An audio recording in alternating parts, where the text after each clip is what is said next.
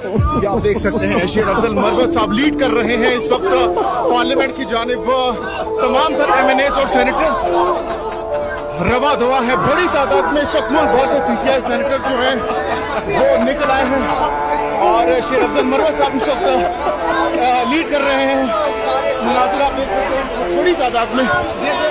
इस वक्त उमर अयूब साहब, कैसर साहब,